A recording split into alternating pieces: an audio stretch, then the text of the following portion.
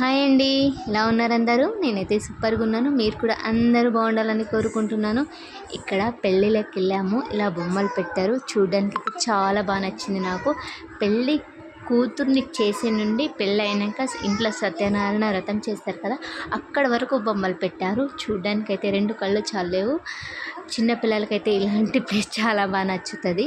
మీకైతే నచ్చితే లైక్ చేయండి, షేర్ చేయండి, కామెంట్ చేయండి, సబ్స్క్రైబ్ చేసుకుని మా ఛానల్ని సపోర్ట్ చేయండి. అలాగే వీడియోని ఎక్కడ స్కిప్ చేయకుండా చూడండి. Bye bye. నెక్స్ట్ వీడియోలో కలుద్దాం.